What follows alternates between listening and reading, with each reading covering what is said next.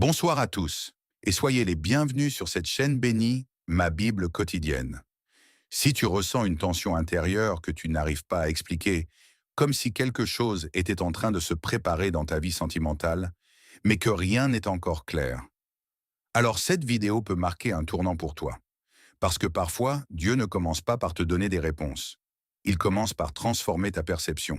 Et ce que tu prends pour du retard peut en réalité être une préparation divine.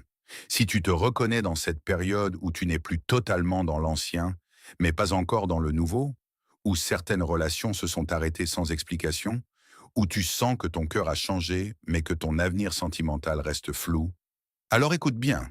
Dans cette vidéo, on va parler d'un sujet profond et souvent mal compris. Comment reconnaître quand Dieu prépare réellement une union divine dans ta vie? Pas une relation basée sur l'émotion, pas une connexion temporaire, mais une construction spirituelle alignée avec sa volonté. Et attention, ce discernement ne se fait pas avec les yeux, mais avec le cœur transformé par Dieu.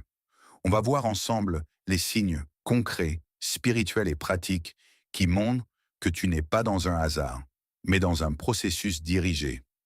Reste jusqu'à la fin, parce que certains signes que je vais partager sont subtils, mais extrêmement révélateurs. Et le dernier peut complètement changer ta manière de voir tes relations passées. Si cette vidéo t'aide, pense à t'abonner, liker et la partager. Pas pour le chiffre, mais pour permettre à quelqu'un d'autre de comprendre ce que Dieu est en train de faire dans sa vie. Parce que parfois, une seule compréhension peut éviter des années de confusion. Partie 1. Quand la paix commence à remplacer l'obsession.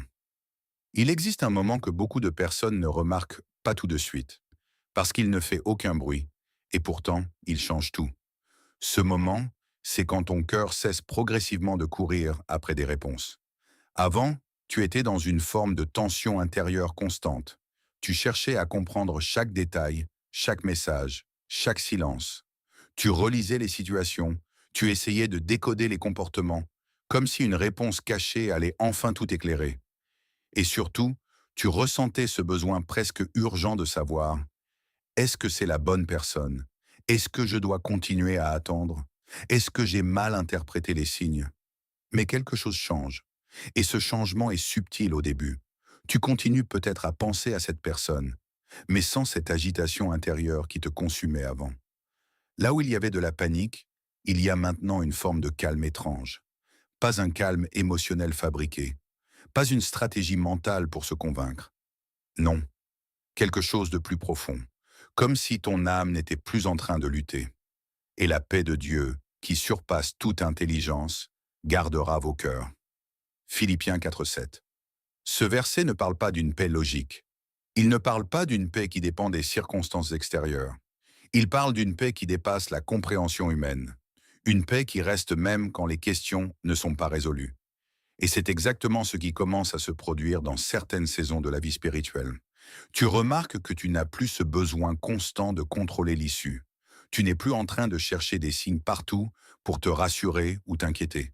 Et même si la situation n'a pas changé extérieurement, quelque chose s'est déplacé à l'intérieur de toi. Dans la vie réelle, ça se manifeste de manière très simple. Tu penses pas à cette personne, mais tu ne ressens plus cette boule au ventre. Tu n'as plus cette peur de la perdre. Tu n'es plus dans l'urgence émotionnelle. Tu es là, avec la pensée, mais sans agitation intérieure. Comme si ton cœur avait retrouvé une stabilité qu'il n'avait pas depuis longtemps. Et ce changement peut être déroutant parce qu'il ne correspond pas à ce que tu pensais vivre. On imagine souvent que lorsqu'une relation est importante, l'intensité émotionnelle doit rester forte. Mais ici, c'est l'inverse qui se produit. L'intensité diminue et la clarté augmente. Et c'est là que la question devient importante. Parce que ce n'est peut-être pas un simple détachement émotionnel. Et si cette paix était en réalité un ajustement spirituel? Et si Dieu, dans ce silence intérieur, retirait progressivement la confusion pour te rendre capable de discerner sans être dominé par l'émotion? Parce que parfois, avant de te donner des réponses, Dieu change ton état intérieur. Partie 2. L'alignement des valeurs devient plus important que l'attirance. Il y a un basculement intérieur qui ne ressemble à aucune décision consciente.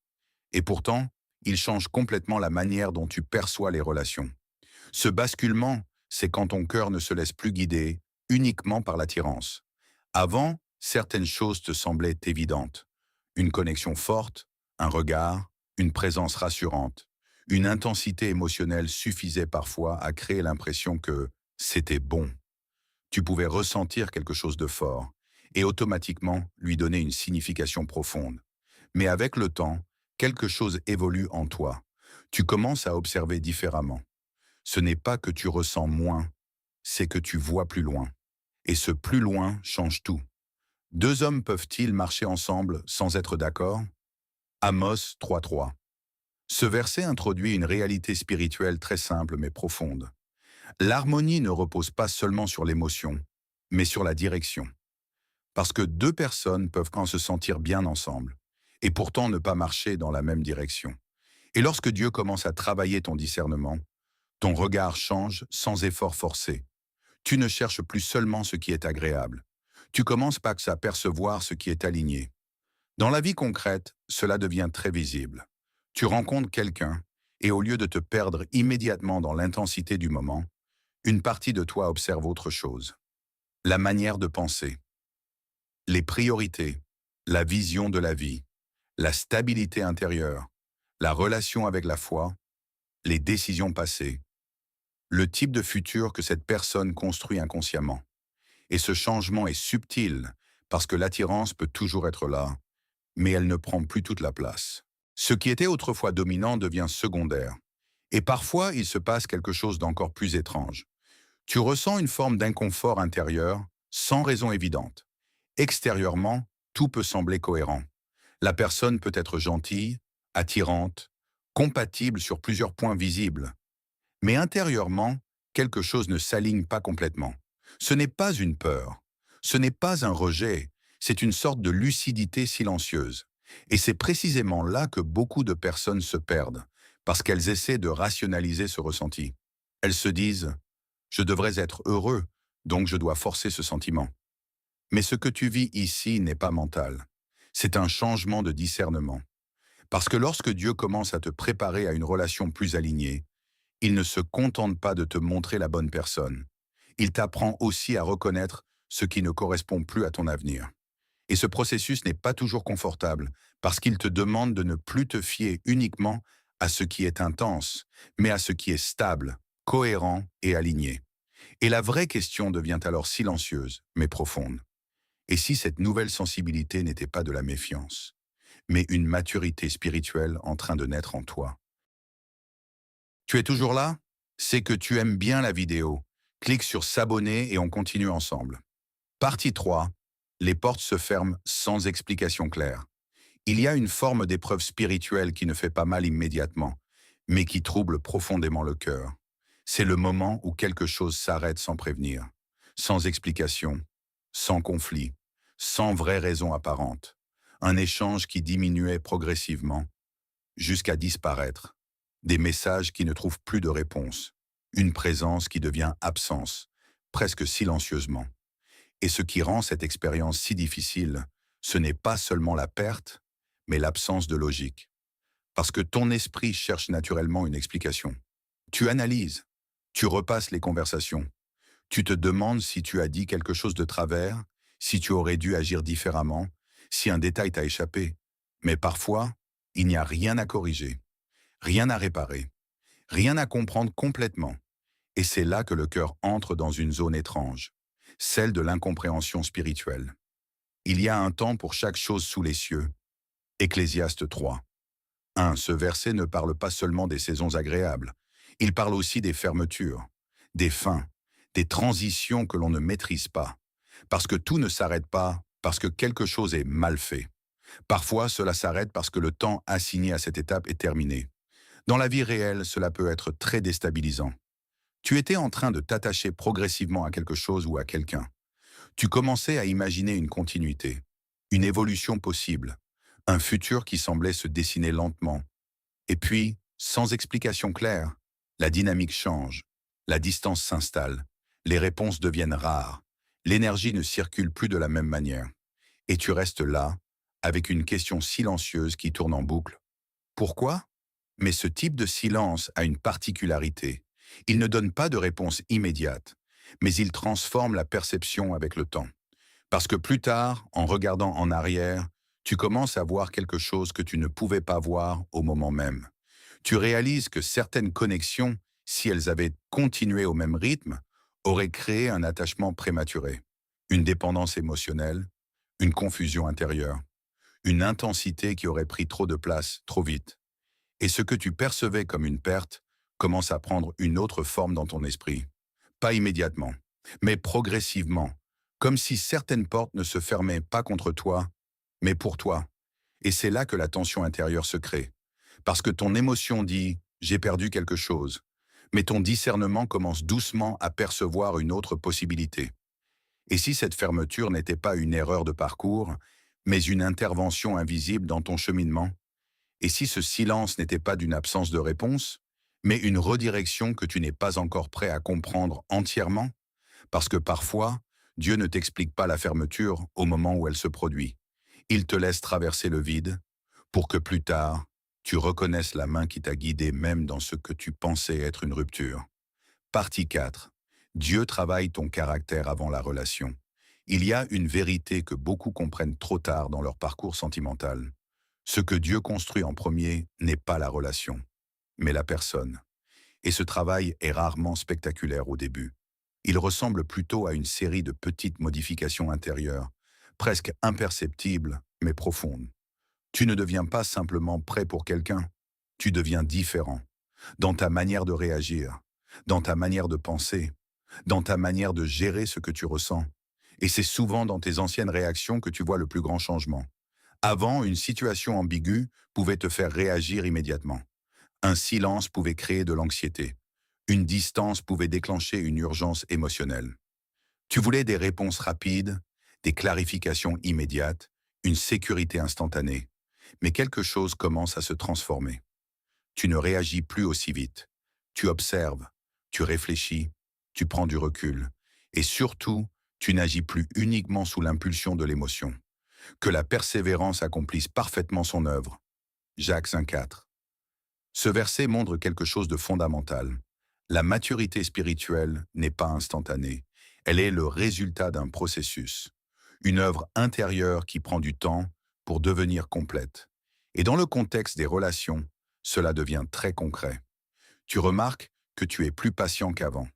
Pas parce que tu forces la patience, mais parce que ton cœur apprend à ne plus réagir dans l'immédiateté. Tu deviens aussi plus stable émotionnellement. Les hauts et les bas ne te contrôlent plus de la même manière. Ce qui te bouleversait avant n'a plus le même impact sur ton équilibre intérieur. Et surtout, tu commences à introduire une nouvelle étape entre l'émotion et la décision, le discernement. Avant d'envoyer un message important, avant de t'attacher à une dynamique, avant de te projeter, tu prends du temps. Parfois tu réfléchis, parfois tu pries, parfois tu attends simplement que ton cœur se stabilise avant d'agir. Et ce changement n'est pas anodin, parce qu'il montre que tu ne vis plus uniquement dans la réaction, mais dans la construction intérieure. Dans la vie réelle, cela peut paraître discret, mais c'est puissant. Tu n'es plus celui ou celle qui s'emballe rapidement. Tu n'es plus dans la précipitation émotionnelle. Tu ne confonds plus intensité et direction. Et ce qui est intéressant, c'est que ce processus ne vient pas d'un effort humain constant. C'est quelque chose qui se développe progressivement, comme une transformation intérieure que tu ne contrôles pas totalement. C'est pour cela que parfois tu peux même te surprendre toi-même. Tu réagis différemment dans une situation où autrefois tu aurais réagi avec intensité. Et là, une question commence à émerger intérieurement. Pourquoi je ne suis plus comme avant? Mais la réponse n'est pas seulement psychologique. C'est un travail de préparation. Parce que Dieu ne se limite pas à créer des rencontres parfaites. Il façonne aussi la personne capable de les recevoir correctement. Et dans ce processus, il y a une vérité essentielle. Une relation divine ne demande pas seulement la bonne personne en face, elle demande aussi une transformation intérieure de celui ou celle qui la vit. Partie 5. Tu n'es plus attiré par ce qui te détruit. Il existe des changements spirituels qui ne se remarquent pas immédiatement dans les paroles, mais dans les attractions intérieures. Et celui-ci est particulièrement révélateur, parce qu'un jour tu réalises que certaines choses qui avaient autrefois du pouvoir sur toi n'en ont plus. Ce n'est pas que tu te bats contre elles. Ce n'est pas que tu fais un effort pour résister. C'est simplement que quelque chose en toi a changé de goût, de perception, de direction. Ce qui te déséquilibrait avant ne produit plus le même effet en toi, et c'est souvent très silencieux. Tu ne t'en rends pas compte tout de suite, jusqu'au moment où tu es confronté à une situation que tu aurais normalement acceptée, poursuivie ou idéalisée. Et là, rien ne se passe à l'intérieur. Aucune excitation, aucune urgence, aucune attirance forte, juste une forme de neutralité intérieure. Si quelqu'un est en Christ, il est une nouvelle création. 2 Corinthiens 5, 17. Ce verset ne parle pas seulement d'un changement extérieur. Il parle d'une transformation profonde de la nature intérieure, une nouvelle manière de percevoir, de ressentir, de réagir. Et dans le contexte des relations, cela devient très concret. Tu remarques que certaines dynamiques relationnelles ne t'attirent plus comme avant. Des connexions qui auraient pu te captiver autrefois ne déclenchent plus la même réaction émotionnelle. Même des relations potentiellement toxiques, qui pouvaient créer une forme d'intensité ou d'attachement, ne te séduisent plus intérieurement. Et le plus surprenant, c'est que tu ne ressens pas de lutte. Il n'y a pas de combat intérieur pour dire non. Il y a simplement une absence d'élan. Dans la vie réelle, cela peut être déstabilisant au début, parce que tu ne comprends pas pourquoi ton ancien fonctionnement ne fonctionne plus de la même manière. Tu peux même te demander si tu es devenu plus distant, plus froid ou moins sensible. Mais en réalité, il ne s'agit pas d'un refroidissement émotionnel. C'est un réalignement intérieur. Parce que ce qui attire une personne est souvent lié à son état intérieur. Et lorsque cet état change, les attractions changent aussi. Ne vous conformez pas au siècle présent, mais soyez transformés par le renouvellement de l'intelligence. Romains 12, 2. Ce processus de transformation ne touche pas seulement les pensées. Il touche aussi les désirs, les réactions instinctives, les attirances naturelles. Et c'est là que quelque chose d'important commence à émerger. Tu ne choisis plus seulement avec ton émotion. Tu commences à percevoir avec une forme de lucidité intérieure qui dépasse l'émotion immédiate. Et parfois, cela te protège de situations que tu aurais autrefois poursuivies sans hésitation. Parce que ce qui est le plus frappant dans ce changement, ce n'est pas seulement ce que tu rejettes, mais ce que tu ne poursuis plus. Et la question devient alors silencieuse, mais profonde. Et si cette absence d'attirance n'était pas un vide, mais un signe que Dieu a commencé à redéfinir ce que ton cœur est capable d'accueillir? Partie 6. Les confirmations viennent de plusieurs directions. Il y a une différence très importante entre une impression émotionnelle et une direction spirituelle confirmée. Et cette différence devient visible à un moment précis, quand tu n'as plus une seule source d'inspiration intérieure, mais plusieurs confirmations qui convergent vers la même direction. Avant, tu pouvais être influencé par une seule émotion forte, un moment intense, une conversation marquante, une sensation intérieure suffisait parfois à créer une conviction. Mais ce type de certitude peut aussi être fragile, parce qu'il repose sur une seule source. Lorsque Dieu commence à clarifier une direction, il change la manière dont les choses te sont confirmées. Ce n'est plus isolé, ce n'est plus flou, c'est structuré. Tu remarques que certaines vérités reviennent de manière répétée, mais sous des formes différentes. Une idée entendue dans un message spirituel revient ensuite dans une conversation anodine, puis elle réapparaît dans une réflexion personnelle. Et parfois, même les circonstances commencent à aller dans la même direction. Tout sera confirmé par 2 ou 3 témoins. Deutéronome 19, 15. Ce principe ne parle pas seulement de jugement ou de preuves légales. Il révèle une logique spirituelle. La clarté vient de la répétition cohérente des confirmations. Et dans le domaine des relations, cela devient particulièrement révélateur. Tu peux te retrouver dans une période où tu cherches à comprendre ce que tu vis intérieurement. Mais au lieu d'un seul signe isolé, tu commences à recevoir plusieurs échos du même message, comme si la vie elle-même insistait doucement sur une direction. Dans la vie réelle, cela peut prendre des formes très simples. Tu entends un enseignement qui parle exactement de ta situation. Quelques jours plus tard, quelqu'un te donne un conseil sans connaître ton contexte, mais qui résonne parfaitement avec ce que tu traverses. Et en parallèle, tu ressens intérieurement une paix ou une conviction qui revient toujours vers la même idée. Ce n'est plus une pensée unique, c'est une convergence. Et cette convergence change complètement ton état intérieur. Parce que là où il y avait hésitation, il commence à y avoir cohérence. Là où il y avait confusion, il y a maintenant répétition du même message sous différents angles. Et petit à petit, ton esprit cesse de chercher des preuves contradictoires. Il commence à reconnaître un schéma. Ce qui est important ici, ce n'est pas seulement ce que tu entends, mais la manière dont tout s'aligne sans forcer. Parce que la confusion demande souvent beaucoup d'efforts pour être maintenue. Tu dois analyser, comparer, douter, reconstruire. Mais l'alignement, lui, se reconnaît parce qu'il se répète naturellement sans contradiction intérieure forte. Et c'est là que quelque chose change en toi. Tu ne cherches plus uniquement un signe isolé pour te rassurer. Tu commences à observer la cohérence globale de ce que tu vis. Et parfois, cela t'amène à une forme de calme que tu n'avais pas avant. Pas parce que tout est expliqué, mais parce que tout semble pointer dans la même direction. Et la question devient alors très subtile. Et si Dieu ne parlait pas toujours plus fort, mais plus clairement, à travers la répétition de ce qui converge dans ta vie? Partie 7. Tu commences à discerner au lieu de ressentir seulement. Il existe un moment très particulier dans la vie intérieure d'une personne. Un moment où quelque chose change silencieusement dans la manière de décider, de ressentir et de s'attacher. Ce moment, c'est quand l'émotion n'est plus la seule boussole. Avant, tout passait principalement par ce que tu ressentais. Une connexion forte pouvait immédiatement te donner l'impression d'une évidence. Une intensité émotionnelle pouvait suffire à te convaincre que quelque chose avait du sens. Tu pouvais te laisser guider par la chaleur d'un moment, par la profondeur d'un échange, par cette sensation d'être vivant dans une relation. Mais progressivement, quelque chose se transforme. Tu commences à ralentir intérieurement, pas parce que tu ne ressens plus, mais parce que tu ne veux plus être uniquement dirigé par ce que tu ressens. Le cœur est trompeur. Jérémie 17:9. Ce verset ne dit pas que le cœur est inutile. Il dit qu'il ne peut pas être la seule source de direction. Parce que l'émotion, aussi forte soit-elle, peut parfois mélanger vérité et impression, désir et réalité, intensité et alignement. Et c'est précisément là que le discernement commence à prendre place. Dans la vie concrète, cela devient très visible. Tu peux vivre une situation où tout semble fort émotionnellement. Il y a une connexion, une énergie, une attirance, une facilité dans l'échange. Avant, cela aurait pu suffire à te convaincre intérieurement. Mais maintenant, quelque chose en toi s'arrête un instant.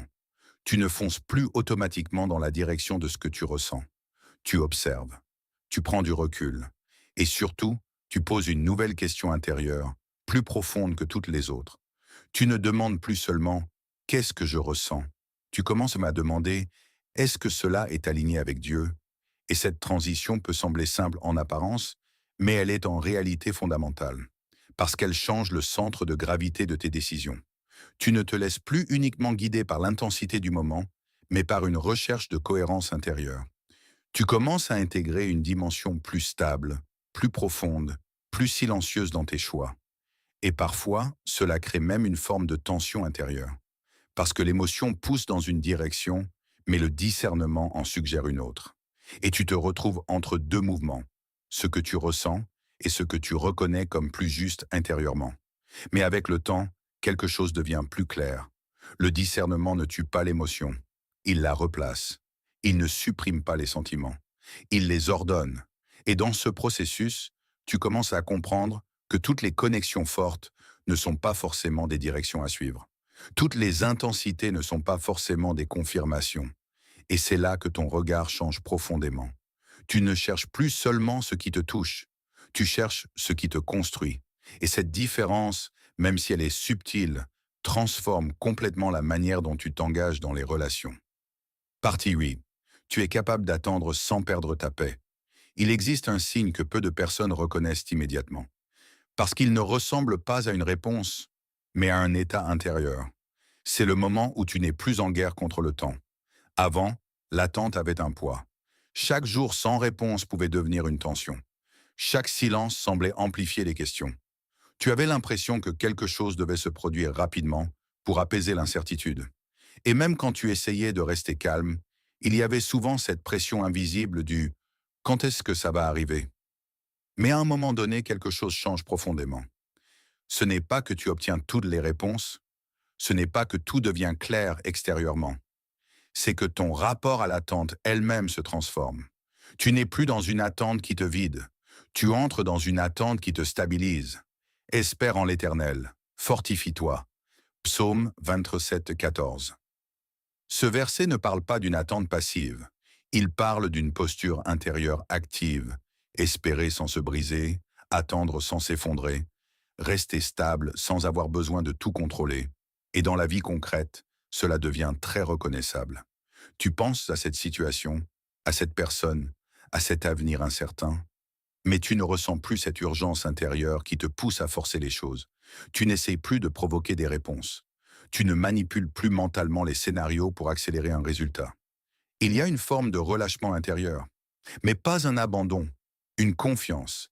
Et cette nuance est essentielle, parce que ce n'est pas une attente vide, c'est une attente remplie de paix. Tu continues à avancer dans ta vie.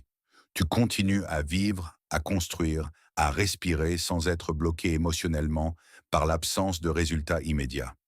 Et même si l'inconnu est toujours là, il ne domine plus ton état intérieur. C'est comme si le temps avait perdu son pouvoir de pression sur ton cœur. Et c'est souvent dans cet état que quelque chose de profond se produit spirituellement. Parce que lorsque l'urgence disparaît, la clarté peut enfin s'installer. Lorsque la peur du retard disparaît, la confiance peut enfin grandir. Et dans beaucoup de parcours spirituels, c'est précisément à ce moment-là que les choses commencent à s'aligner d'une manière différente. Pas parce que tu as forcé une issue, mais parce que tu es devenu capable de la recevoir sans anxiété. Il y a une différence fondamentale entre vouloir quelque chose dans la peur de le perdre et être dans une paix qui permet à Dieu de conduire le processus. Et ici, tu commences à entrer dans cette deuxième réalité. Tu ne vis plus dans la pression du résultat. Tu vis dans la stabilité du processus. Et même si rien n'a encore bougé extérieurement, quelque chose d'essentiel a déjà changé en toi. Parce que l'union divine, dans sa profondeur, ne naît pas dans la précipitation, mais dans une confiance qui reste stable, même quand tout n'est pas encore visible. Si tu arrives jusqu'ici, c'est probablement parce que quelque chose en toi résonne avec ce message. Et ce qu'il faut comprendre, c'est que Dieu ne fonctionne pas dans la confusion permanente. Il ne construit pas dans le chaos émotionnel. Il prépare, il aligne, il transforme, puis il établit. Peut-être que tu pensais être en retard. Peut-être que tu pensais avoir perdu quelque chose ou quelqu'un. Mais à la lumière de ce que tu as entendu, une autre lecture devient possible. Et si tu étais simplement en préparation? Une union divine ne commence pas toujours par une rencontre. Parfois, elle commence par une séparation. Parfois, elle commence par un silence. Parfois, elle commence par une transformation intérieure que personne d'autre ne peut voir. Romains 8, 28. Toutes choses concourent au bien de ceux qui aiment Dieu. Ce message n'est pas là pour te donner une certitude humaine sur ton avenir sentimental. Il est là pour t'amener à un lieu de confiance. Parce que la vraie question n'est pas seulement qui est la bonne personne, mais aussi suis-je prête à reconnaître ce que Dieu construit. Si cette vidéo t'a parlé, prends un moment pour t'abonner, liker et la partager. Pas comme un geste automatique, mais comme un moyen de transmettre une compréhension à quelqu'un qui traverse peut-être la même saison. Et surtout, écris en commentaire ceci. Je choisis de faire confiance au processus de Dieu. Ou dis-moi simplement, dans quelle étape de discernement te trouves-tu en ce moment? Parce que parfois, partager ton expérience peut aider quelqu'un d'autre à ne pas abandonner trop tôt.